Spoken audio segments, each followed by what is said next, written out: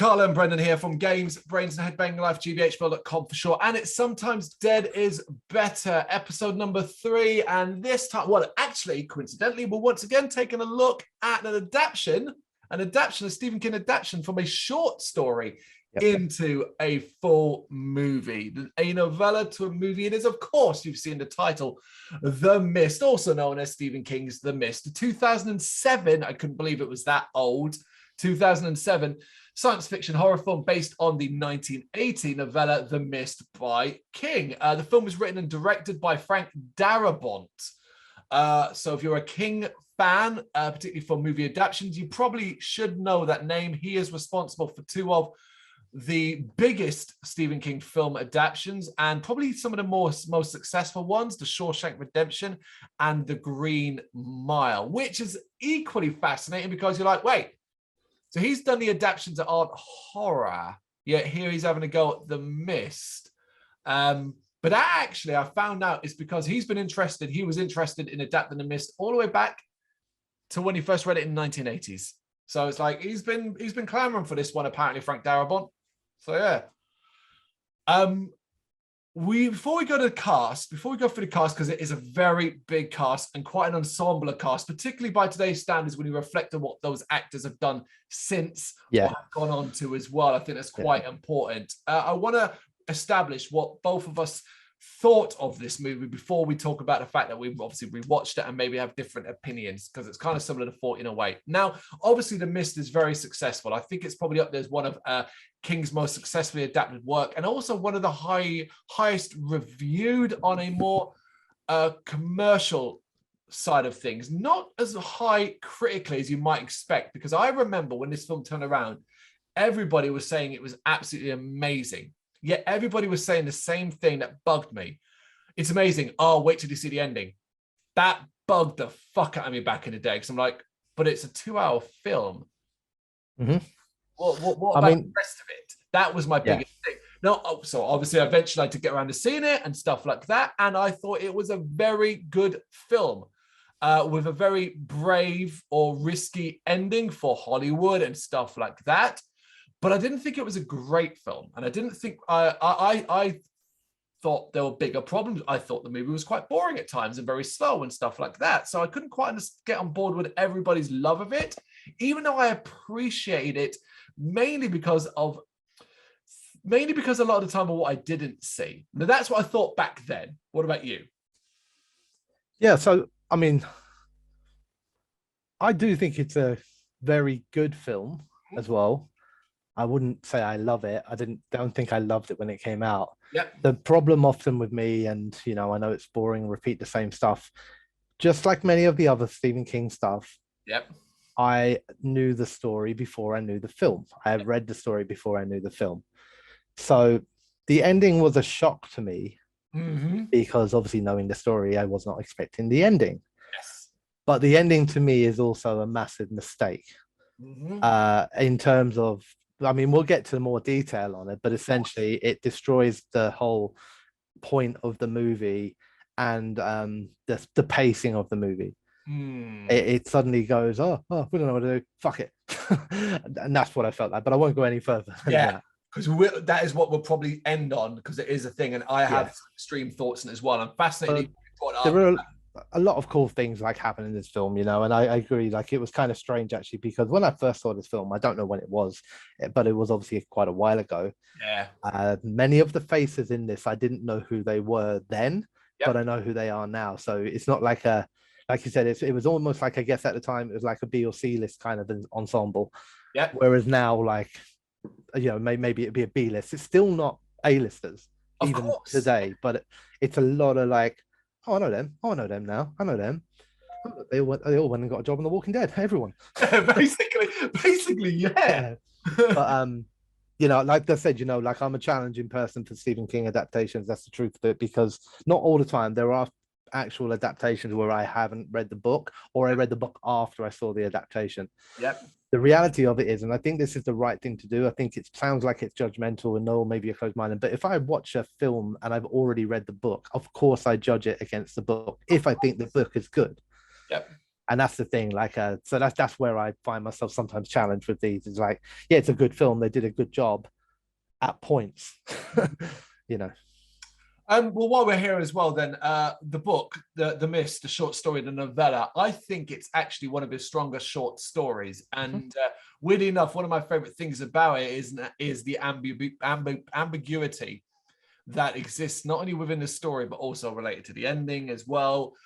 Because it allowed my imagination to connect to dots that maybe King never really wanted me to do, but by leaving it ambiguous, he's left it up to me. So I, connected dots to Dock Towers and doorways and aspects like that. Exactly. The film obviously will remove a lot of that ambiguity. So I am arguably more of a fan of the story than I am the film. Yeah, I agree. But, having said all of that, it isn't a bad film. That's the thing. Like, and you more than me have seen your fair share of bad adaptations of King works. This isn't in that category. It's in the good category. Despite some pretty large missteps, it's still enough good in it to be in the good category, I think. I think last year we did a tier ranking of almost all the adaptations we could remember off the top of our head, and we put The Mist quite high. So that still stands. I don't disagree. I wouldn't change that at this point.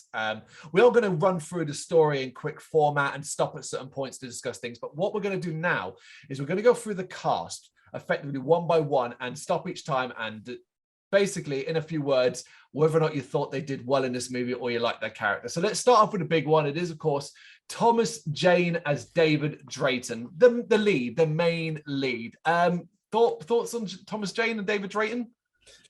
I thought he did a good enough job Yep. in portraying the character as I knew the character from the book. I thought he was quite believable in some of the way his concerns and about his son and about, and actually when it comes to one of the other actors, it was his relationship with a neighbor that I particularly quite enjoyed, the sort of strange relationship with a neighbor. So I thought he did an all right job, but he also is one of my major missteps at one point again at the end of the film. So I don't like Thomas Jane. I do not think he's a particularly strong actor or anything like that. So I often struggle when I see his face popping up. However, I'm fine with him in this. I think at times I get engaged enough. You're right, actually. There's an early portion in this movie, just the general chit-chat about a fallen tree and a boat, all that actually I thought was some of the strongest stuff. Weirdly, the worst stuff tends to come from me when he's forced to emote on a higher level, and that I really fucking struggle with. Yeah. There's that. Okay, Marcia Gay Harden, who plays Mrs. Carmody. I'll start with this one. Love it. Give me a religious fucking zealot who's fire and brimstone, played by an actor who clearly really threw on this role. I hated her. I felt sorry for her. It was everything it needed to be, and I celebrate when she gets hers in the movie as she does. Yeah, brilliant. Yeah, absolutely. I'm literally almost word for word with you. I wrote down like a few notes on her in particular, and I also use the words like I absolutely fucking hate her, which is just how good a job she is doing. Yep. I felt like she was giving this her all and threw every ounce of energy into it, and the film was much better for her performance. There we go. Brilliant stuff. All right. Laurie Holden as Amanda Dunn Frey. This is one of the ones who would later go into great success in The Walking Dead. And if you're a The Boys fan, you'll see her in season 3 for a couple of episodes too. She is a very good actor. However, in this film, for me, she's just there. She's just there. Yeah, she doesn't really hold much of a... I mean, I get what they were trying to do with her, because this is one of the major changes with her character from the book. Well, say major, maybe it wouldn't matter to a lot of people, but only to a person who knows the book like inside out, which is that in the book, we're aware that she's had an affair with David, that they're actually a thing, and they dropped it from the movie, I believe, because they didn't want to make like the main lead kind of look at, he has affairs, what about, we're not going to cheer for him. Yeah. But I never felt that they dropped it fully. I always felt like it was like they dropped it but left hints in there, like there was this hint of, has something happened between these two? There are looks, right? Yeah, but I just made it weird. It's like, no, it's completely platonic as they seductively look at each other across the room, and it was like, you either dropped it or you didn't drop it, man. Like, which one is it? So I had no problem with what she did in there. I just don't think she really had enough to do to actually put off anything, like to show any skill. She had a very, very few lines. She had very, very few major interactions. She was there, said a few words, got shot. Basically, yeah. Andre Braga as Brent Norton. I really struggle with this guy, and it's purely because I've seen a lot of Brooklyn Nine-Nine, and of course Andre Braga plays Captain Holt in that, and he's very, very funny, and he's a damn good comedian. So to see him in this role, it is amazing because it is quite a very different role, so it shows his range.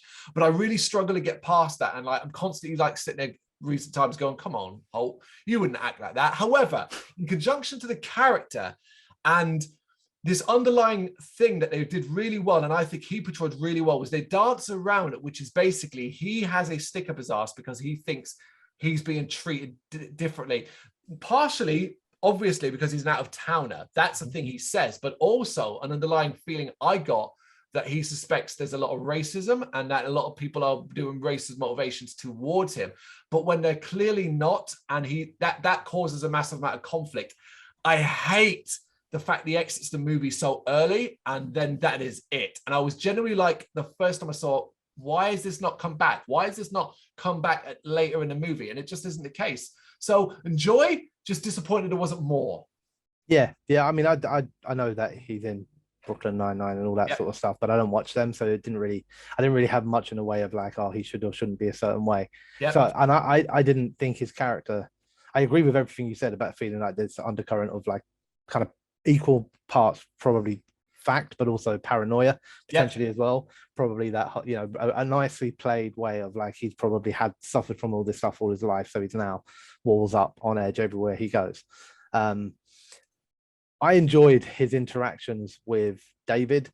Like you said at the beginning, some of the more subtle things were some of the best things in it. The argument over the tree between the two of them, the little kind of almost bond they kind of get towards before it all kind of descends back into chaos again. And so yeah, he was in it for a very, very short period of time again, obviously. But that's the same for a lot of the characters. That's the thing. It was almost like a revolving door sometimes, where people would come in, do a little bit, be gone. Yes. You know. Agreed. Okay, Toby Jones is Ollie Weeks. Toby Jones might be one of the actors from this who probably went on to the biggest sort of stuff, man. Like he was in Avengers, Captain America movies, and a lot of stuff. You'll know his face immediately, and I think he's brilliant in this. He is really fucking likable, a man of action, at times gets some really good lines. I thoroughly enjoyed him, enough so that I didn't give a fuck about many of the characters in this movie in regards to the ending, but I gave a fuck about what happens to him. And was a bit like, come on, Frank Darabont, you could have given him a better exit than that. Yeah, I agree. I thought he was phenomenal.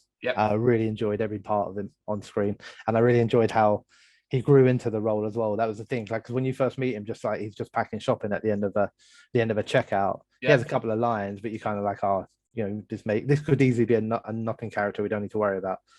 But he grows and grows into it and becomes like absolutely pivotal to everything after the story. And out of everybody in it, I absolutely agree that he became the one I was rooting for to do all right. I was like, come on, kill the rest of them off, fuck him, save him. Agreed. Then we have a Darabont regular, as in this man is in the Shawshank Redemption and The Green Mile. It is William Sadler. You might even know him from Bill and Ted Bogus Journey, where he plays Death, but you'll know his face if you don't know the actor. He plays Jim Grundian, and it's another excellent role from William Sadler, a layered role, an almost sad one as well in regards to the arc his character goes on. I felt very sorry and sympathetic for what happens to him, but also there's a level of dislike in regards to how he behaves and what he does. Yeah, absolutely. And that's the whole thing. And it, like, I guess, you know, you kind of forget that it's an actor, and you're like, you know, the scene out back, he's such a fucking dick, man. I'm so pleased when he got punched. Then kind of feel sorry for him a bit, because he's obviously suffering from shock about what's happened and how he's blaming himself, and then does what many people do in a panic, and that's turn to anyone who offers him redemption. But like, kind of almost forgetting that it's William Sadler and just enjoying the character, because he just he's a skilled actor. He is a skilled actor. He really, really is.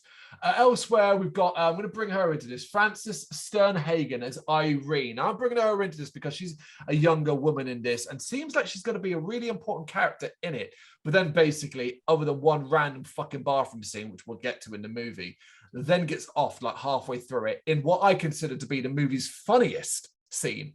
Unintentionally funny. It's supposed to be harrowing, but all I did was laugh while watching it because of the effects and the reaction and stuff like that. She's given nothing to work with here. I don't think it's her fault, anything like that. But what a pointless character. Yeah, I agree. Yeah, there were a few like that that were there, almost to fill the shop. Like that's what it felt like. Yeah, there is. I've listed all the names. I'm going to be skipping over a lot of them because I'm even looking at them now. I'm like, who the hell was Dan Miller? Who was Dan Miller in it? I don't remember. Dan Miller. Yeah. Played by Jeffrey DeMunn. Oh, yeah, Dale from The Walking Dead, isn't it? That's right. Yeah, well done. That grabbed me there. It was Jeffrey DeMunn that came out. Yeah, he would go on to be famous in The Walking Dead. His major part in this movie is simply he's the opening announcement that something's in the mist, and that's pretty much it for him. He doesn't really do anything significant. He has lines and interactions, but significance. He doesn't. Nah, he again is like almost like filler for the.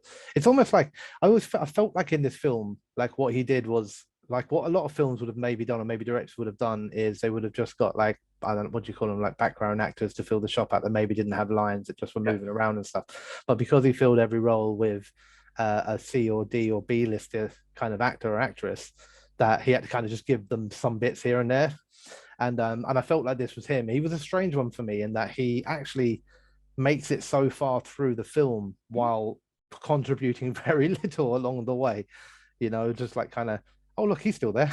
yeah, absolutely. You're not wrong. He's one that survives. And weirdly enough, then you get someone like Sam Witwer as Private Wayne Jessup, who was probably arguably the most background character for ages, and then is suddenly thrust into the most significant part of the movie, which is baffling. Now, the actor does a really good job with that part of the movie, but up to that, he is utterly surplus to requirements. He is also involved in the pointless bathroom scene and complaint. However, watching it with my wife's going to me, his face, he looks like he's like a video game model or something like that, like a video game thing.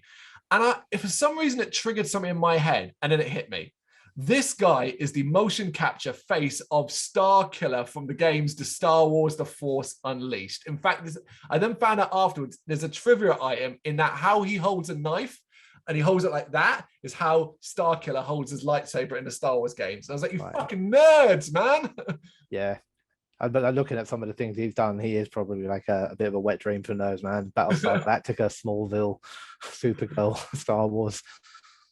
But yeah, as an actor, he does fine. When required to properly turn it up, that's when he's good. But by then, it's probably too late.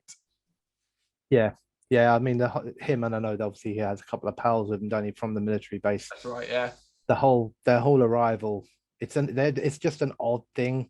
They're there. They're so unwilling to get involved in anything. They have to be asked if you'll come and help us board up the windows. Yep. You know, they're just, they're distracting. And like you said, there's a kind of sidestep attempt at a romance sort of thing that is completely unnecessary in this film, which he's part of as well. So I blame him. Yes, absolutely. And I think the last one, no, two more I'll mention. Nathan Gamble, who plays Billy Drayton, and this is David Drayton's kid. And he does fine what's asked of him. He's been asked to be a wet blanket who cries a lot and wants his daddy. Infuriating to watch as a person, particularly when we're cutting away from a slow moment to have another scene of Billy going, "Daddy, don't go," and I'm just like, God Almighty, can someone kill this kid? But it's not his fault. He's fine. It's the role he's given. Yeah, he's a child kid doing an acting job. Like you said, he's immensely fucking irritating. But what we can expect from he's playing an 8-year-old kid at the end of the day. So. Agreed. And the last one I want to mention, purely because she would go on to probably be one of the most famous actors of The Walking Dead, Melissa Mcbride, who plays Unnamed Woman.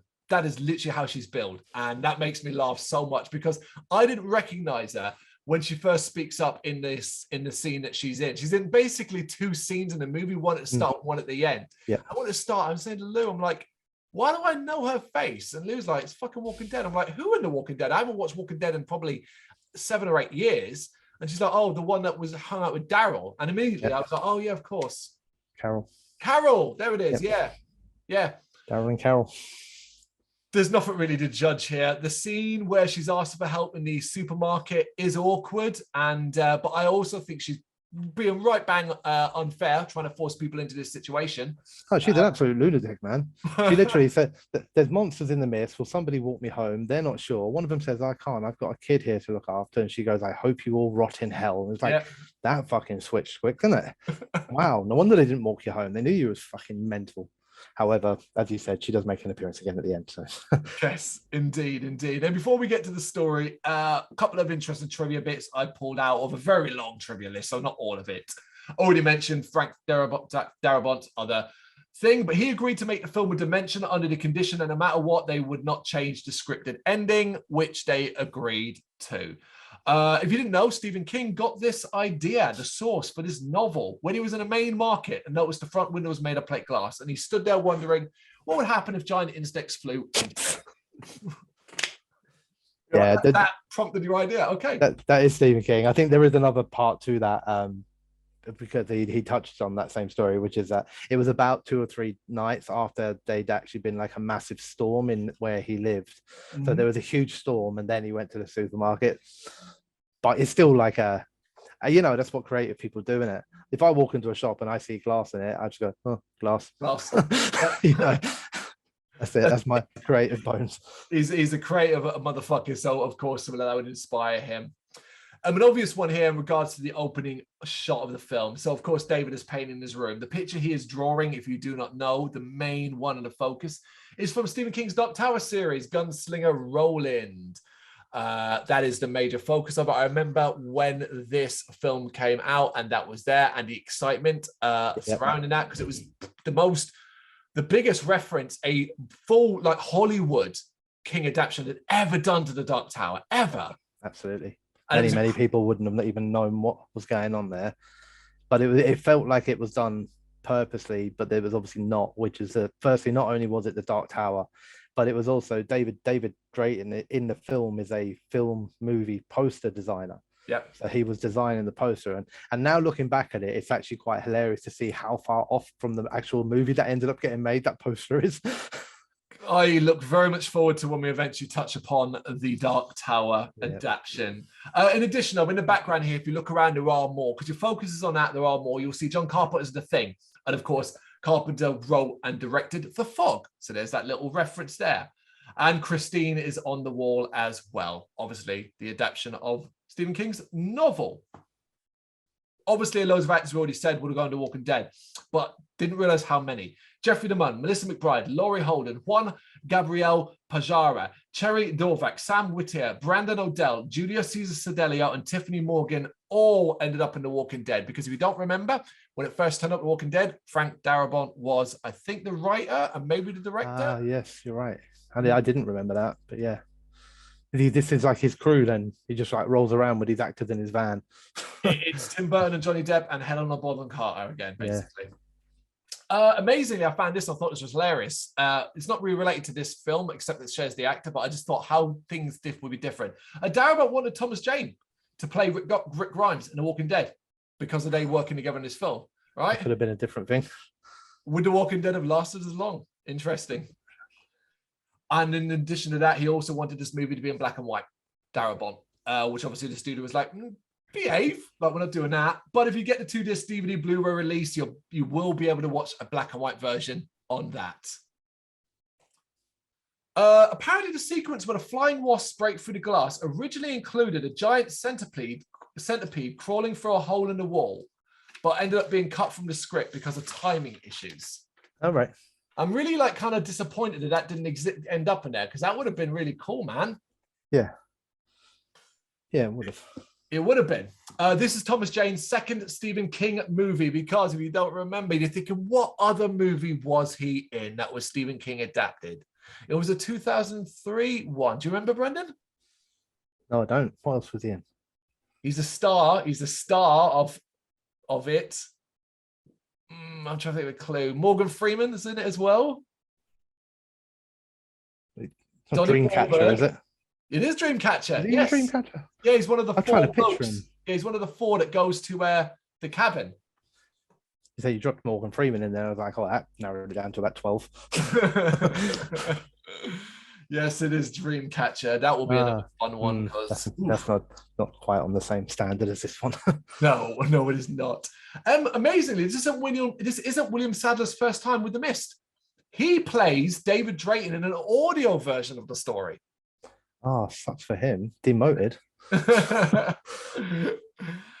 Darabont had no idea when he hired Chris Owen. Now, that was an actor we didn't mention purely because his role is so minor, but he plays Norm in it. And Frank Darabont had no idea that he was really well known for being the Shermanator in American Pie. Oh, right. I don't know about you. The moment I saw him, I'm like, oh, yeah, the Shermanator. Yeah, I recognized him immediately. Well, I didn't remember this. This is maybe one you remember. Andre Braugher plays another character in another Stephen King TV movie adaptation of Salem's Lot. So I think it's the one with Rob Lowe.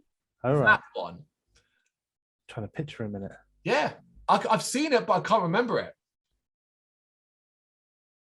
it. Yeah, I'm struggling to picture. I yeah. Again, maybe one will come up at some point. It will. I mean, we'll have to do, because we've got the original Salem's Lot, that beast, and then at least that one as well. Way down the line. Of course, if it's not known, Frank Darabont got Stephen King's permission to change the ending. King really, really liked the ending enough so that he wished he'd written it for his book. Yeah. Don't trust everything King likes. Yes, that's super fucking important. He's not always the most trustworthy source. What else we got? Oh, right. So there's a fan theory that Mrs. Carmody was right all along, and that the sacrifices were keeping the monsters away, and it was something to do with devilish, based on the fact that the mist does recede after certain events, and then monsters don't attack based upon the sacrifice that occurs in it. Well, they're completely wrong, because it's very clear when Stephen King writes in his books, like On Writing, that that's not what it's about. So, there's many fucking theories if you want. The dude that wrote the book has been very, very clear that it was, like you said, inspired by a simple monster story, and that was what it was meant to be. And then, like King does with a lot of things, is he adds additional intrigue by dappling things with his long-running Dark Tower series spine. To allow us, and actually, like you said, especially in the film version, more so than any other point, to literally almost ram home the fact that, hey, they've opened a portal to another level of the tower, while the dude's painting the Dark Tower series. Fucking fan theories. You come up with bullshit. Yeah, you'll find them for everything.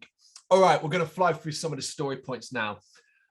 Starting with, it's in Bridgerton, Maine. Although it isn't filmed in Maine, it was done very, very accurately enough so that Stephen King questioned Darabont where he'd actually filmed it when it came to seeing it. So I thought that was cool, quite accurate in that sense. David Drayton, his wife Stephanie, and her 8-year-old son Billy take shelter in the basement of their home during a severe storm. The next morning, lots and lots of damage. And it's there they notice a thick mist advancing over the lake. Love this start in the sense that how quickly start to build up to it's called a mist. Without knowing the story, you're like, oh, there's the mist. All right, so it's not going to hang around then. I'm always grateful for that. Admittedly, though, on the opposite side of that, when I see a 2-hour runtime and I see the mist is coming in within 10 minutes, I'm like, the fuck is this film going to be about? It's going to be long, Yeah.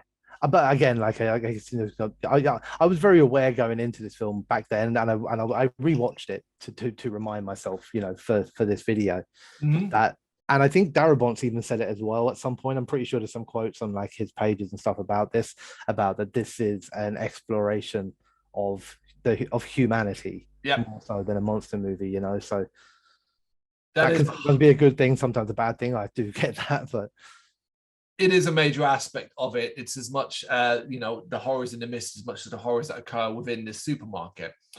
because this is where we get, like I said, a really strong opening. We said a strong opening scene between David and the neighbor, Mr. Norton, over the fact that his dead tree that I guess he wanted to dig up or wanted to chop down, had fallen on a boathouse. And the interaction is very stilted and very awkward. And immediately, with very little being said, they've had problems for a while. Yeah, it's very well. It's such a short but important scene. Like, it really is. You know. It is, but it's also cool to see it develop in front of our eyes as David's sympathy for a destroyed car kind of seems to warm him to Mr. Norton enough so that they agree to go to town together and get some supplies, fix shit up and stuff like that. So they all head off together. And again, I just really enjoy it. Yeah. It's like, this might just be like hey, we live in London. We don't like talk to each other. But I did kind of like, hey, you guys are not friends. You've literally just talked for 2 minutes, drove him into town, and you're like, hey, bring my son with you. I'm kind of like, oh, you're trusting. That's a fair point.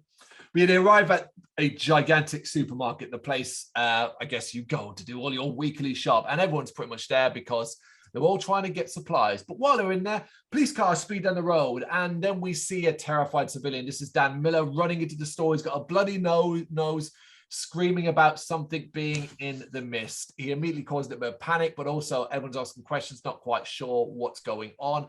As this mist starts to close in, like pour over the shop and across the land, and you hear that classic, wonderful, terrifying sound of a fucking siren, and it's that siren that is Silent Hill used to great effect. It signals incoming danger. Yeah, absolutely. And the mist, and I know it's obviously, like it's just mist, right, at the end of the day, but it looks fucking awesome. Like, it really does, like rolling up down the road, coming over the cars and everything like that, swallowing the town, essentially. It looks really cool. Mist has been used wonderfully in horror since the dawn of time, really. The first books and stuff like that. It's the unknown, and this film does it very, very well because it's that thickness. So I really like how it looks as well. I think for the wider shots, it's obviously CG more than a practical effect. I still think it holds up. So everybody being unsure and panicked a bit, they decide to kind of close up the doors and not really know what to do. No one's brave enough to kind of go out. This is where we get a scene with Mcbride, where she's her kids at home, and she's basically trying to talk people into walking her home. And the last we see of her, at least at this point, is just walking up to the mist. Now, this film does this several times, and I love it. The people walking off in almost near silence into the mist to just disappear. That's cool. Lots of stuff happen, which leads to the wanting to get the generator on, or the generator's blocked and pumping out some smelly gas or something like that. And this leads to a couple of the fellas deciding they're going to try and fix it. And Norm, the bad boy, decides he can go outside and unplug it. And it's all about macho kind of behavior and stuff like that. And there's good scenes here between the characters involved and how that sort of plays out. It's decent enough storytelling and decent enough belief that this is how people would react in this situation. Yeah, and it's built up to quite nicely because obviously it starts off with just a couple of them out there, doesn't it, David, and that. And he gets kind of like the thumping on the shutter. He sees it kind of like pushing in almost, but only him. I think it's only him, and it might be him and what's his name, the Ollie, or no, the shopkeeper guy, I can't remember, who see it.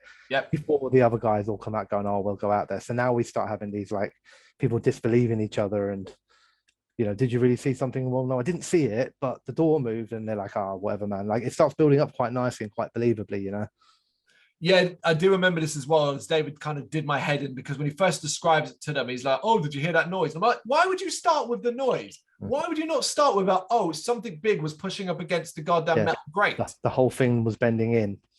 That's the thing. And of course, at this stage, no one, although it's like they're not brave enough to go out and see if, it's just a mist, no one's believing anyone anyway in regards to this. But Norm's about to go out underneath, but tentacles come in, and this is where the film steps up a notch in regards to certain aspects, because it's so unexpected, the gore.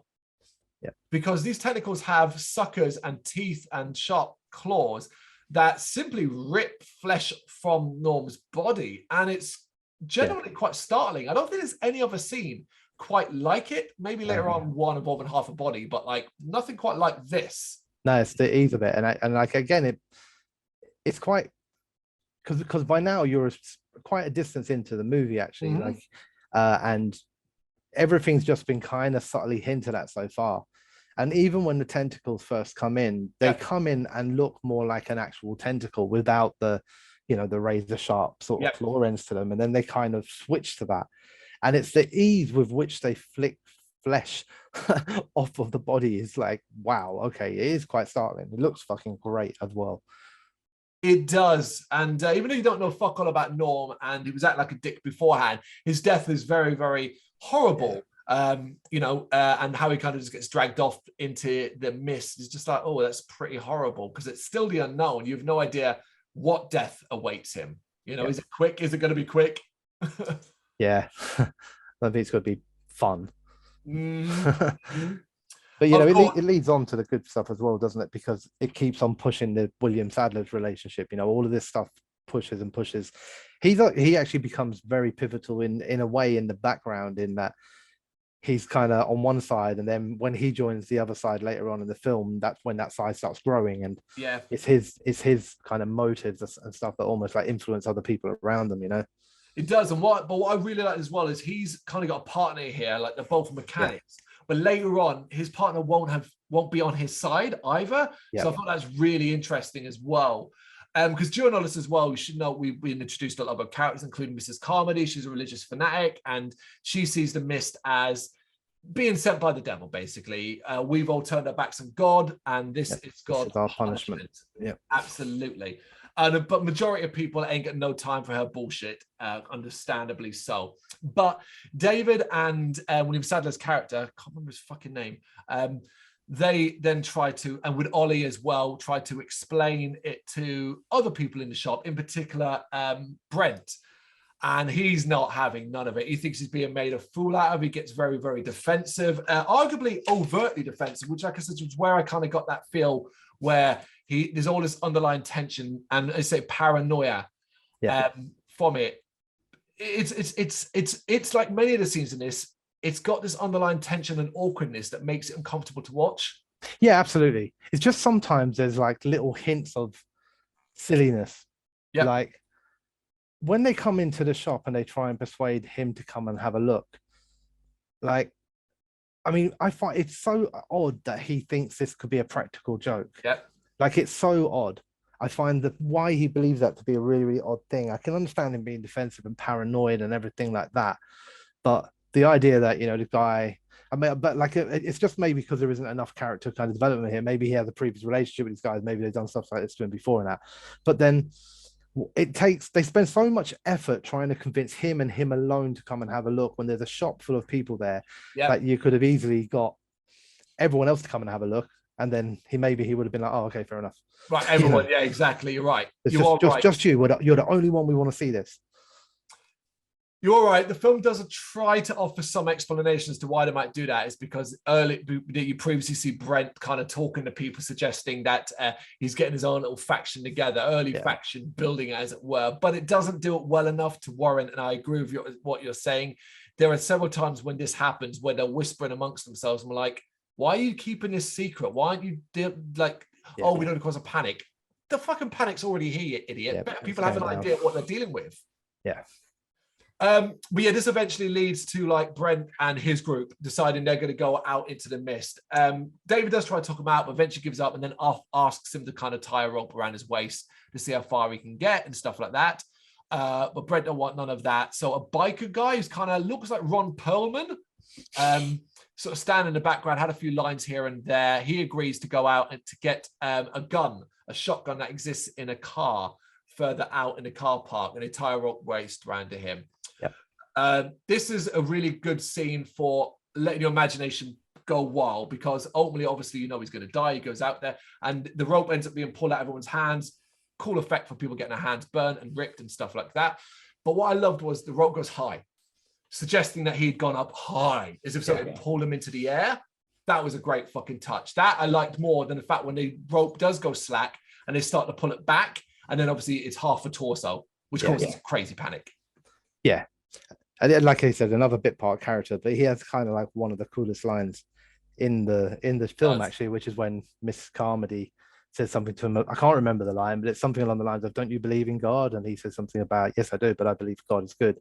And it says something else to her before walking out the door. And I was like, "Oh, that's pretty cool." Yeah, especially because he's kind of portrayed as this like big, hefty biker kind of dude. And then he comes out with this nice, intelligent line before he goes out and gets obliterated. But yeah, it's something like, oh, by the way, I believe in God, but he's not the fire and brimstone arsehole that you think he is. Yeah, something like that. Yeah, I was like, "Oh, cool, good line." It is, yeah, right, because it showed that, yeah, it's him believing in God in the same way you do, but it's just a different perspective. So, yes. During all of this as well, we get a lot of character interactions, a lot of kind of relationships building, as it were, between the likes of Amanda, Ollie, who was revealed to be an ex-regional champion with a gun. Really interesting touch here. So there is a pistol in this movie. It's what Amanda has in her purse, and she has 12 bullets, 6-gauge things, so 6 of the rings and stuff like that. It is 100% right that 12 bullets are shot in this film. Just 12 before that gun runs out. Small touches like that are what are worth praising, because we've seen many movies that would fuck that up and would do 14, 15. You'd be like, but nope, keep it exactly accurate. Yep. During this, of course, we get the sequence between the army guys suggesting that they may know something, because before the mist first came in, gone back a bit, they had popped into the supermarket to grab some supplies because they're about to go and leave 30 minutes beforehand. But before they can go and leave, their MP turns up and you hear him saying all leaves cancelled. Yep. And then they report back to the base, but they're never able to because obviously the mist comes in. Yeah, that's fine. I can live with it. Yep. I wish, as you said already at the start, wish there was a bit more in regards to them. But now we kind of get this random love story between Irene and I think it's Sam, his name is, and suddenly they're in the bathroom, and it turns out they might like each other, and they kiss, and then she's like, "Oh no, it's not Irene, is it? It's the other one, Sally." Oh, is it Sally? Yeah, right. So Irene's the old elderly one who looks after Billy a lot of the time. Right, that's me getting that confused then. Yeah, okay. So that character anyway, and then she's like, "Oh, not here," and all that, and you're like, "What are we doing? Where has this come from? Why are we doing this?" Yeah. It's even more fucking pointless, because in 10 minutes time she will be dead. Yeah, because night falls, and you do get this really cool night sequence where these flying kind of insect bugs fly up against the window, and they're all quite mesmerized by these nasty looking things, but then these bigger flying things start to come in and attack the smaller ones, but obviously start to hit the windows, cracking and all that, so everybody starts to panic. And I was screaming at the TV, Jesus, guys, it's the fucking light that's attracting them. And eventually they realize it, but it's too late. For some reason, randomly at that point, Jim, William Sadler's character, starts sprinting around the shop, turning on every light he can find. Yeah. Like no one's asked him to do it, no nothing. It's just like, oh, I know, I'll turn all the lights on. And it's just like, what are you doing, you fucking? And they all start getting torches, shining them out the window. And it's like, oh, you guys are mental. So yeah, these big creatures end up smashing a hole in the window, so they all get attacked by these sort of little flying bug things. This is where Sally gets killed. She gets stung by one in the neck, and it kills her as her neck swells up. I thought it looked hilarious. I thought it was funny as well, because I was supposed to apparently feel sorry or like sad because the relationship was over already, and I just thought it was fucking absurdly like, saved me 10 minutes of the film by not having that character in it at all. Yeah.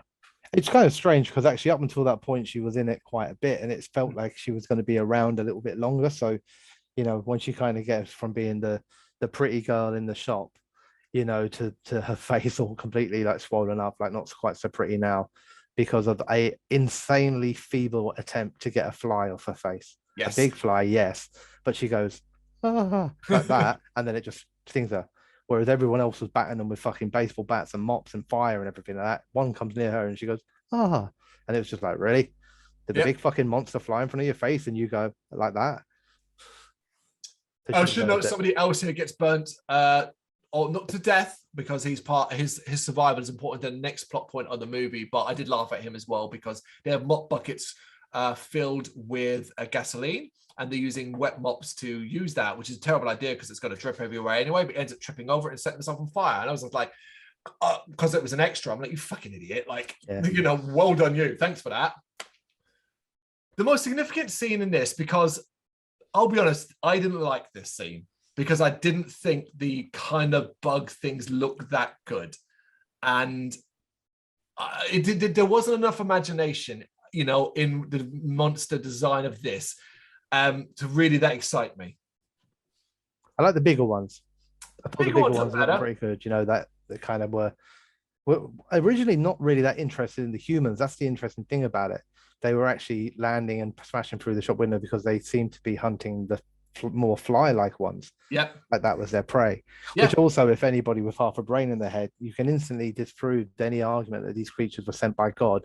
When two sets of the creatures, one of them has only come over because one of them's a prey for another one, and the other one's here to hunt the flies. Yep. Sent by God to kill all of us. They had no interest in us until you turn the fucking lights on. Yep. In fact, it immediately sort of tells you that this is not their world, and this is they're very confused by what's going on around them as much as anything else. But part of that mad fan theory also comes here because Mrs. Carmody gets a bug land on her and it doesn't attack her. She actually says an important line. If you're a Stephen King fan, she says, "My life for you." Yep. If you're a fan, you know exactly what that means. But that's the fan theories surrounding her as well apply here, because why didn't it sting her? But there were also stuff I've read that argue the fact that she did something that none of the others did. She stood still. Yeah, absolutely. She doesn't move at all. Yep. But also, there were 30 odd people in that shop. Only about 2 got stung. 1 got stung. Yeah, because they do eventually deal with them and then just kind of seal up the window. I guess none of the other big ones decided to fly in afterwards. It kind of just ends, that sequence. It just ends. And then and again, like not because it doesn't detract from the film, but some of the things around this stuff is like, if you want to get a bit overly critical, like their attempt to block up the windows, they only block the windows up about halfway. Yep. Leave the rest of it open.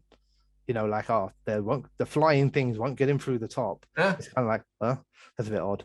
And gaffer taping cracks in the window. I get like a part of it is like, what else can we do? Sort of desperation and that. But yep.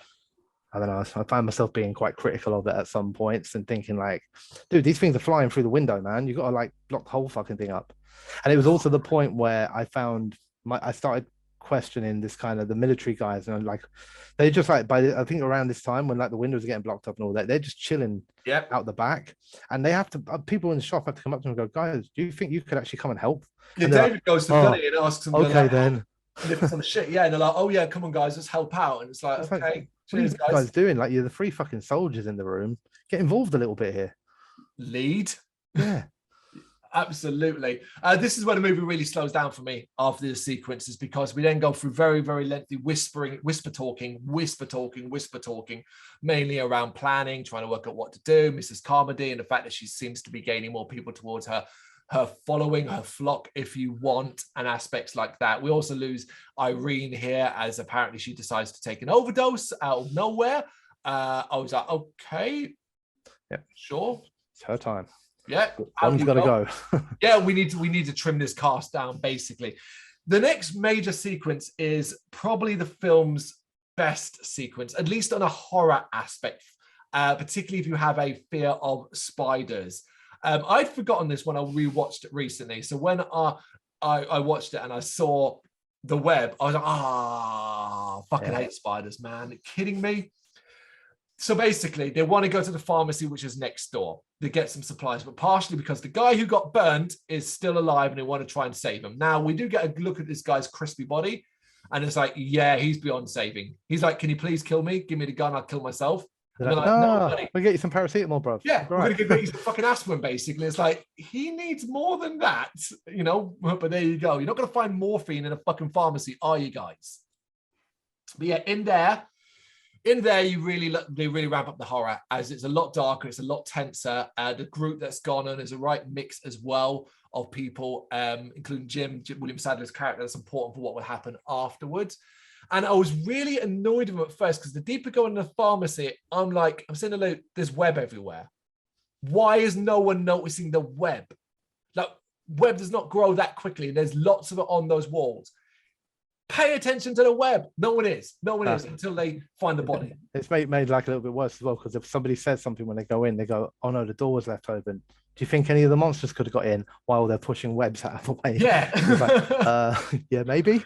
Maybe just a bit. But But yeah, so they find the MP, the character that we saw at the start, kind of a stuck in web up on the entire wall. And gross, man. The makeup effect on his body, it's got bubbles over it, something under his skin as he starts to freak out and little spiders burst out of him. Yeah, it's gross. I hate it. It's horrible. It is gross. Yeah. Yeah. And then they get attacked by little smaller ones that shoot web that has almost acidic properties to it, which is an interesting touch. Didn't quite expect that, so I thought it was intriguing. Didn't love the fact they kept doing a sort of slow motion thing of like people dodging out of the spray of the web, but it still looked pretty cool. Yeah, I think it's quite important as well, though, because otherwise, you're trying to do otherworldly creatures, aren't you? That's the thing. Like, and especially, while we're on the small spiders, it's just a spider, unless you can give it something else to go, oh, this is not a normal spider. Yeah. No, fair point. And it does lead this great scene where that MP's body falls from the web and then shatters like glass or like gross bloody glass, and all these spiders come running out. They have to retreat. In this scene, I think 2 people get killed and they go back to the supermarket. And this kind of gone like 10 minutes prior to this fucking body falling. I'm telling you. The first time I saw him skin bubbling, I'd be like, yep, cool. I'm going to take my chances with the big monster outside. It's less terrifying.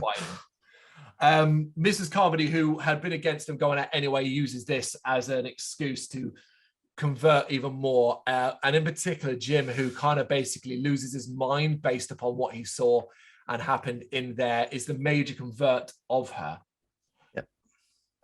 We then kind of get to the next day and the kind of like final slow / ramping up of things as the last sort of group that involves like David and Ollie realize they have to get out of here because they're now kind of concerned about Mrs. Carmody and her group. And they're kind of thinking, okay, look, we make a run for the car and we just drive and see how far we can get. But during that, Private Jessup, he finds out, David decides he's going to confront him because he overheard them talking about the MP when he's dying, talks about being sorry and it was their fault. And obviously there's this rumor that the military base were conducting some experiment up in the mountains and all that. It had a name. I can't remember what the code name was. Arrowhead. There it is. Absolutely. But he did confront Jessup, who finds out that his other 2 colleagues have hung themselves. So, okay. Yeah, they were 2 fucking ineffective characters in this film. Yeah, absolutely. And this is then we kind of get like, as they try to talk to Jessup as well, he kind of reveals that the experiment was to discover other dimensions and they may have opened a doorway into a dimension containing the creatures invading them. Now, I'm not a fan of this purely because I prefer the ambiguity of me knowing in my head that it was dimensional, but having him say it, just kind of like, it was too hammering at home. It felt really, really unnecessary.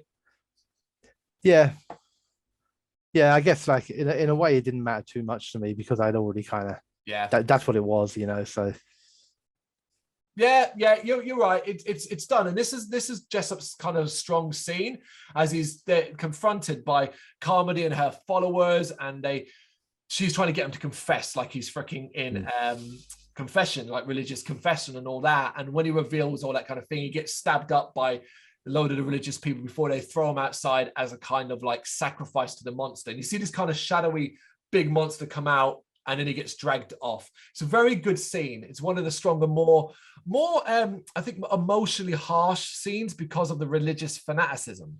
Yeah, and I think it's also quite important in justifying why the other group know they have to leave.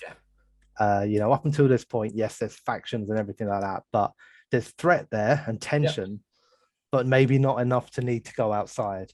And this is the big sort of, we got to get out of here. We're not going to make it. There's danger outside, but there's danger inside. And the danger inside is more immediate because it's right in front of you.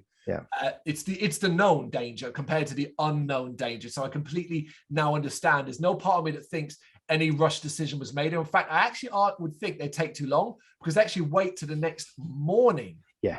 They go through like a little whispered plan again. But the thing that's strange about it makes it so like tense, I suppose, is because all of their planning is done in like aisle 7, and then everyone else is gathered in like aisle 5, and it's like this isn't like it's a big shot, but it's not big to the degree of these guys are factions that are spread miles away. They are within like hearing distance of each other, and they plan to pack a few bags, have them down by the side, could get up early in the morning and shoot off. Yeah. But I think that because although it wasn't ever really clear in the book, they do something in the film where they don't do it heavily, but they suggest that there's more danger at night from the monsters attacking. Yeah.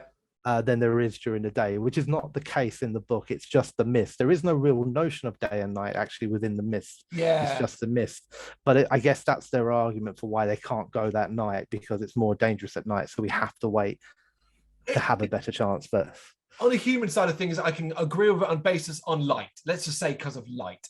Because if you go out in the dark and say electricity is off and there's no street lights and you have to use a torch, that will potentially attract creatures. I'll buy it. I was one of those I'm more than happy to buy. Yeah.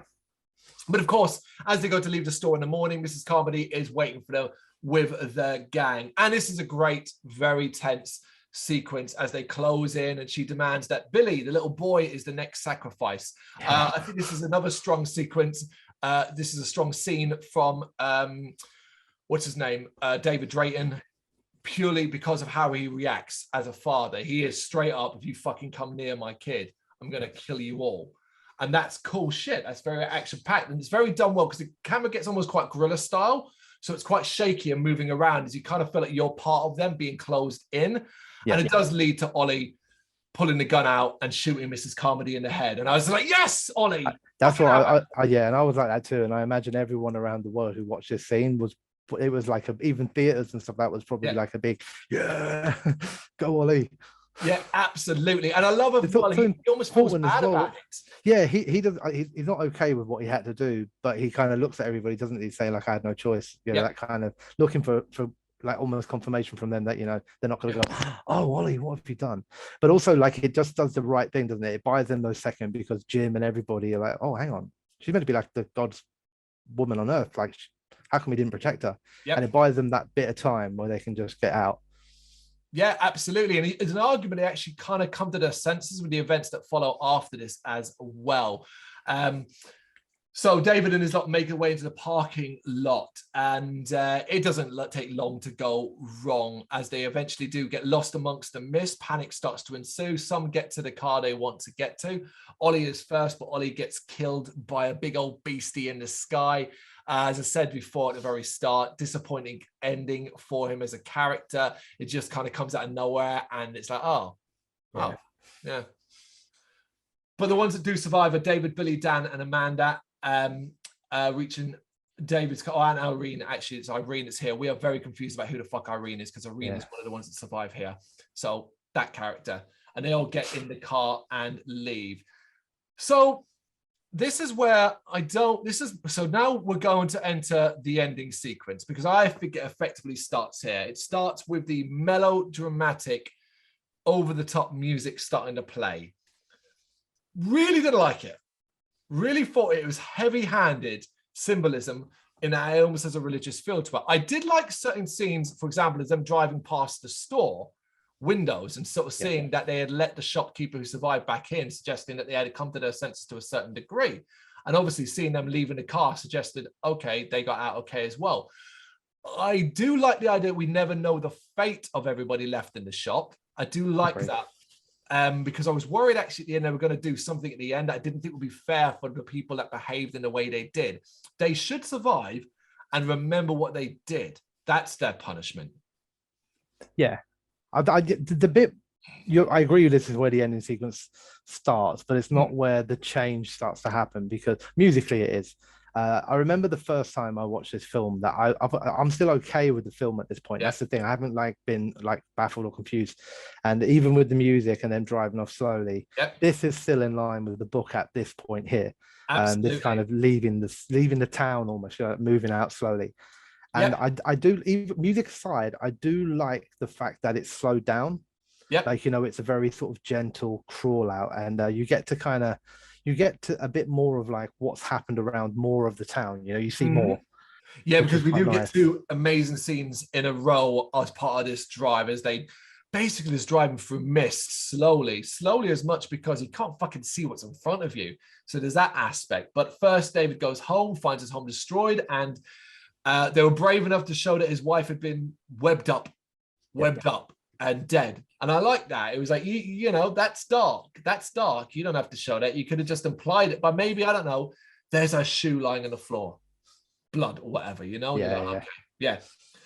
But better than that, man, is as they pass through the town, they stop as a gigantic, and bear in mind, I give the movie credit, is as step by step, it's ramped up the sizes, implying that bigger and bigger things. Well, you get the biggest here, some colossal six-legged beast just stomping over the town, not even interested in them, just existing. Yeah. That shit. And you don't have no idea what it is. You don't know if it's the tentacle monster from earlier on. I don't think it is, because there's no tentacles related to it. It's just another beast that came through. And that's what I love, because all it does is create imagine. What fucking dimension did these things come from? Yeah, it's crazy, isn't it? The thing I really liked about it, I think again, it was Darabont who said, or maybe it was King or whatever, but he was trying to do Lovecraftian with the creatures. And I think that he pulls that off, especially with that big creature, because that to me is Lovecraftian horror, you know. I also love that even though you get a sense of the creature, it's not a detailed view of it. It's not, oh, here it is in all its glory. It's it's faded, it's there, it's tense, it's massive, but it's subtle still, like, you know. Which is and good. if you're a Dark Tower fan, a Stephen King fan, and you know about doorways and the gaps between worlds, that's what it does to your imagination as well. I think that's impressive. Of course, we all know what happens next. They run out of gas and then spend ages in the car looking at each other for ages. And apparently all decided just by looking at each other that David should take that gun, shoot them all dead, including his own son, then get out of the car and wait to be killed by the monster.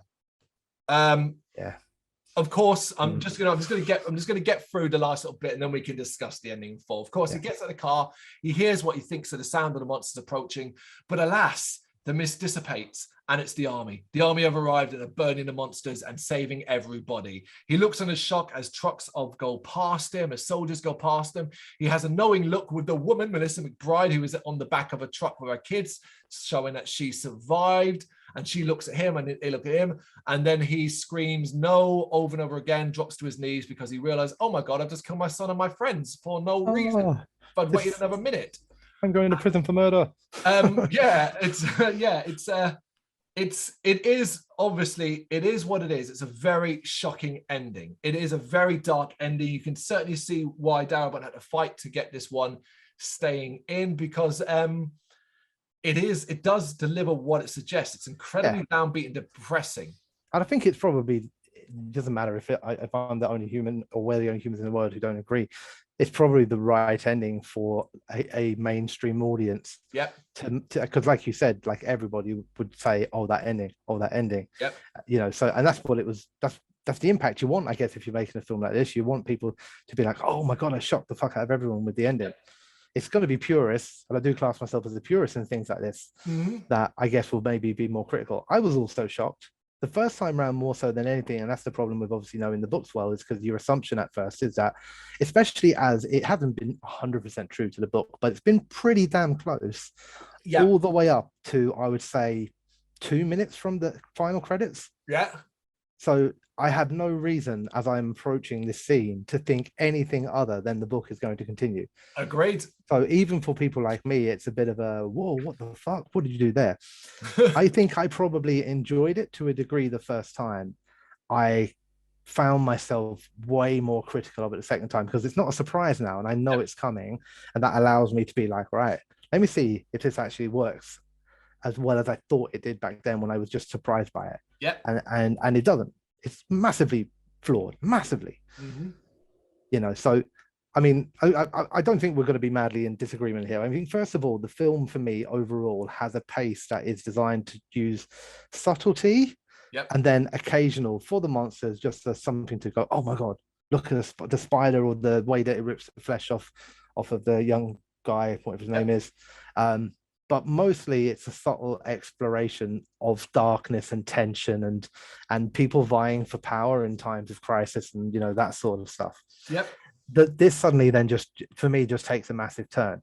But the biggest problem with it is that the decision to kill each other themselves is completely illogical. Yep. It makes no sense to what a human would do in that situation. Now, they're still exiting a town. Firstly, as far as I'm aware, unless things are madly different in America, every fucking car has a fuel gauge, right? So as they're exiting the town past all the other cars, they're already aware they're running very fucking low on fuel because they do not make it far before they're out of fuel. Yeah. Right. So that's the first thing. The second thing is that I genuinely believe that if your film is really focused on what humans would do in a time of disaster, it has to stay that focus all the way through. And most humans, when faced with this, because this is the second time they do this decision, right? That's the important thing here. There is immediate threat and there is a chance. So they leave the store going out into the mist for the small, slimmest chance of survival. Yep. Yet when it comes to make that the same decision in the car, do we get out and make a break for it? Do we try and find a building? Yep. Do we try and get some fuel? They don't even bother. Yep. The instant decision is, nah, I'll just kill you all, including my son. Yeah. It makes no fucking sense because the film is about exploring humanity, and also because it is the exact same decision they made 20 minutes earlier. I guess you could argue that maybe they're defeated, maybe they've given up, maybe, that sort of thing. But I just still think the decision is massively rash and out of character for everything we've seen these guys do so far. It's the illogical aspect that really bothers me a lot as well. Not even particularly, all right, we're going to go out and find fuel, but man, oh man, you don't even try. And yeah, you can try and emphasize, oh, they just gave up. I don't think it sells that well enough. And it's strange because it spends a long time inside the car of them looking at each other and nodding at each other, like as if there's some unwritten mind reading that were going on. It's like, I love the idea. I actually would have loved the idea of David pulling his gun out, pointing at them and being like, what the fuck are you doing? And he'd be like, oh, I thought you wanted me to kill you. Why would I want you to kill him? Do you know what I mean? Like that kind of thing. But the thing cool. that I guess I find the hardest and the most unbelievable is that David could shoot his son. It's that. Especially again, as we've watched him throughout this film be an extremely considerate, protective, loving father. Yep. They do all of this, like you said, about the looks and the glances, is all done while Billy's asleep on the lap. It's all done secretly. Like he probably was asleep while they shot him in the head. Yeah. And it seems like the last resort is just, but there were other options still. And I understand going out into the monsters would be a scary fucking option, except for the fact they've already done that many times. They've made that choice. They did it to go to the pharmacy, to get some pills for a dude that was clearly dead, and they was all right to go out into the fucking mist. They did it because they felt, well, we're in immediate danger here. We'll take a chance with the mist. Yep. And I just could never quite wrap my head around, like you said, maybe, okay, maybe I'm shoot the other three. I don't know. Maybe I'm like, yeah, okay, I can understand that. But like you said, it's the kid, like, he points the gun at his kid, pulls the trigger. And that's, I just can't imagine anyone, not even just parents, I can't imagine anyone being okay with that. I can imagine him picking the kid up, running through the mist in the hope of finding some shelter or anything like that, or just running and running until he didn't make it any further. Yep.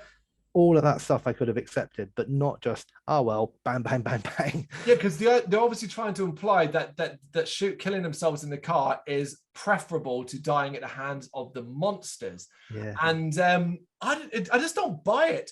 But for me, part of the reason why I didn't like it the second time around more than I did the first time was I was never a fan of it anyway, because I think the film had built ambiguity up so nicely that the ending of the book, the disappearing into the mist, fate unknown, would have been more than satisfying for me. Sometimes that is what I like, but I also recognize that is a minority view. The majority wants a dead set line drawn under your story kind of thing. Yeah, I get that. Yeah, I get that completely. But simply how long this ending takes, and there's almost a ha-ha moment when the the army all turn up. It's almost like supposed to be like, you're supposed to hear out wah, wah, wah, wah noise because David's... It's also one of the biggest problems with the film again, because again, this is not in the book, right? Mm-hmm. The book, like you said, is much more ambiguous. It does do one other bit after they drive off into the mist. Yep. But the book suggests that this is not a localized event. Yep. Or at least it's spreading at a much faster rate, so it's not staying localized. Yep. And then it ends with him scanning the radio, and he makes out a word like Harfield or Hatfield or something like that, and suggests that maybe there's somewhere they can go for safety, and that's where it ends. We never know what happens to them after that. Whereas in here, it's purely a localized event. You know, we literally see, and we also see again the fan theory being blown away, because actually the cool thing about what happened with the army is it appears that as the monsters are dying, the mist retreats. Yeah, so the mist is the part of the monsters almost. Yeah, like it's receding as they're burning the monsters in the nest, and stuff like that. It seems to recede. But how fucked up is the like? So the military are obviously there, partly on a kill mission, but they're clearly on a rescue mission because they have truckloads of survivors with them. So they coming down the road, they find this dude just kneeling on the floor. They all just fucking ignore him. They bowl past him like, oh, look at him. And then right at the end, two of them come over and peek in the car and then just walk past him again. It's like, is something going to help him? We laughed so hard, man, because he's on his knees, oh no, that kind of thing. And all these soldiers walking past him. And then those two dudes stop and are like, is he all right? Oh, dude, did you shoot your kid? Oh, sucks, man. Oh, burn. Oh, that kind of thing. Well, that then brings me to the other thing I really like about this ending. And it's simply that I think this is where Thomas Jane shits the bed. Oh, my God. Is this with the nose and the cries? Yep. Yeah, it's terrible. It's terrible. It's completely unbelievable. In fact, if anything, it's made worse because he doesn't show that level of grief until he realizes that they could have been rescued. He doesn't show it as he shoots his son. So he was kind of okay with it if he was going to be die too. But then he was like, oh no, I'm going to be rescued. And then he was upset. I'm pretty sure like that should have kind of come straight away after. I know he does the whole clicking the empty gun into his mouth sort of thing. But then it ramps up a level when he falls to his knees outside the car. Yeah. You know, and I didn't buy into it. It felt pretty forced and not believable. It felt cheesy.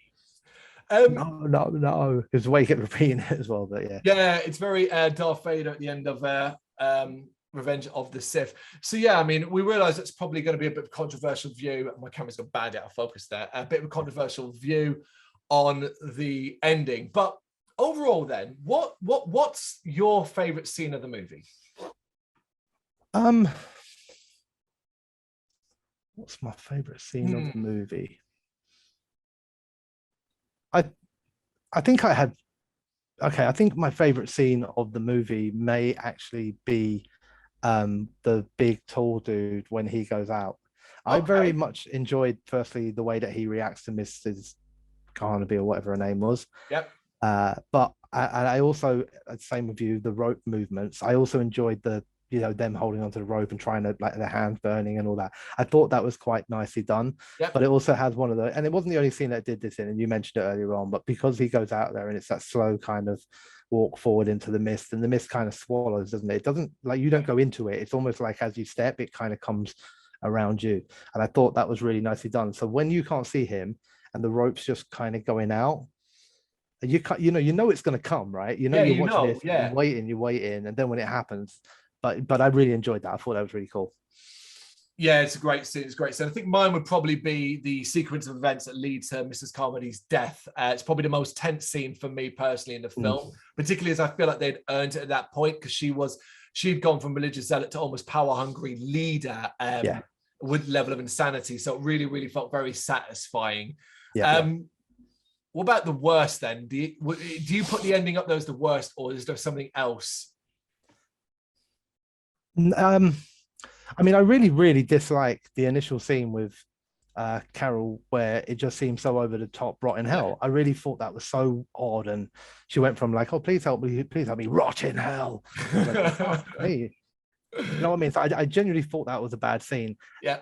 I don't think there was anything else that was truly bad in terms of like how it was acted or anything like that. There are just scenes I prefer.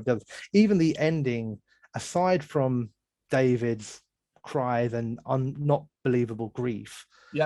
I don't love the scene because I don't love what they're doing with it, but I don't think they do it badly per se. Like, you know what I mean? I quite liked some ways that they did it. I quite like the fact that they shot to outside of the vehicle, and you see the four flashes kind of around. Which is cool. You're right. And I thought, so there were things in it that were good. So it's not so much that the ending scene was bad. I just think they just went wrong with it. My biggest faults with the film aren't really in a particular scene. It's just in the way some characters are completely unnecessary. That's my biggest fault with this. Distractions from the main event almost. And I don't think they needed to be there. Whether it was Sally and the shopkeeper, some of the soldier boys, just things like that. Just like like you said, it's 2-hour runtime, so it's a lengthy enough film. It feels like if we were doing an album review, we'd be saying, look, there's a couple of filler songs here, you could have cut them and had a shorter, more impactful album. And that's kind of how I felt with the film. I agree. I feel like at least 15, 20 minutes could be trimmed off for these pointless scenes. One of the biggest ones going to come back to, which is simply Sally, their random love story jammed in, which fills up at least 5 odd minutes overall. Take all of that out completely, kill off a random extra instead with the sting. If you're going to do that, it'll have a little bit more impact, a little less impact, sorry, but it's not that big of an impact anyway. Elements like that. There were points where we constantly going back to the aisle and having David and whatever her name is, I've forgotten her name. Oh yeah, I can call her Amanda, but that's The Walking Dead, isn't it? Well, that's her. That's what I mean. Anyway, just whispering amongst themselves over the same thing over and over again. Aspects like that. I know it is Amanda. Yeah. Trim and tidy this up a bit overall. But we go back to what we said at the very, very start. This is not a bad film. This is in the upper echelons of Stephen King adaptations. Ignoring that part, because you could say, well, that's not a high bar. As a horror movie, as a atmospheric, tension-heavy, partial monster movie based also on the horror that humanity can inflict upon each other in desperate times and how religion dominates everything. It's a good fucking horror movie. Yeah, there's a lot of good stuff in this. And I think it's got enough appeal that it doesn't, you don't have to be a King fan or a King obsessive or anything like that to watch this film. I think that's why it did quite well. I think it was able to just reach mainstream audience. It had just enough, a little bit of gore, here and there, and in that it did it well. And some of the things it does well. Yeah. I think that I particularly like, I always find it right. This is not obviously the truth in terms of probably what happened, but so Frank Darabont wanted it to be black and white. Yep. Was told no, so then just filmed the whole thing in shades of grey anyway. But yeah, it's not the most colourful of films now, is it? It's actually often used like pale kind of grey, but very in a muted. Really good way. Yeah, if it looks like you're looking through like a lens almost, and I've always thought that was quite funny. He was like, yeah, I'll do colour. There you go. I never really thought about that. It's quite funny. But little things like that I think are clever touches. Like you said, like the account of the bullets being shot is a very cool thing. I didn't even know that myself. The way that it's filmed is really cool. And actually, other than that final scene again, they don't really use an awful lot of music or anything like that. There's a lot of quiet moments. Yeah, like silence. And that gives everything a little bit more of an eerie kind of feel to it. Makes it scarier, It even has small moments where you'll even maybe raise a chuckle in the sense of a tension-based moment where a character says something that in that if you're in a scenario you laugh at. And I always think of when Ollie says expiation is the word of the day because that's what they're all chanting. It's so sarcastic and all that. Like I chuckled, I laughed, I felt like it was an intentional. So it even got those moments of very, very light and dry humor of what characters and people in real life likely would have in a terrible situation like they're in.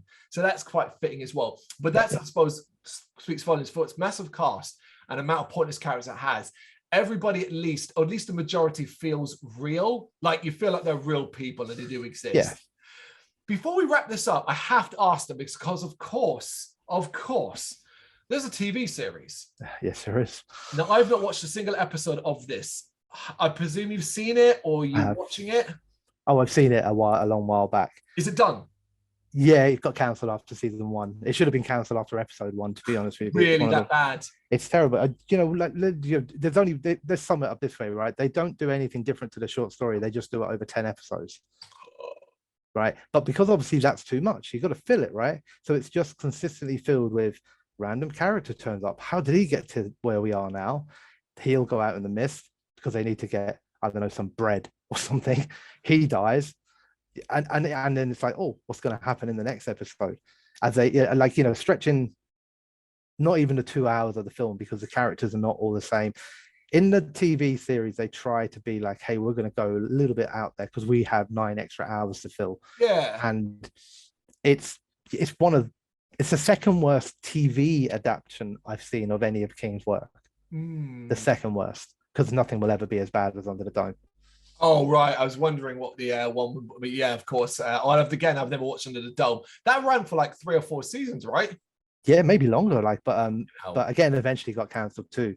And it is genuinely not just what from a King adaptation, but from bad telly. It is one of the worst things that ever happened to television. I mean, it probably made, I would imagine, pretty talented actors, because there are some names in it, especially in the first series or so, question whether they should continue on. I hope it made them question it anyway.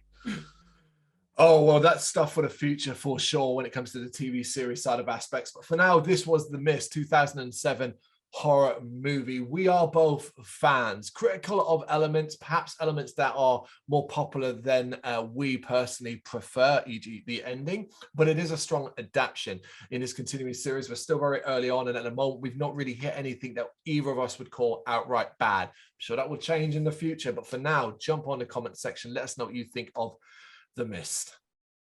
Thank you very much for watching. You can check us out on gbhbl.com as well as on Facebook, Instagram, Twitter and Tumblr. Go to Patreon to help us out over there. That's patreon.com/gbhbl, as well as Big Cartel, where you can find some of our merchandise. We have a podcast running on SoundCloud and Apple Podcasts, and of course, if you like this video, do us a favour, hit the subscribe button and help the channel grow. Games, horror and heavy metal, what else is life for?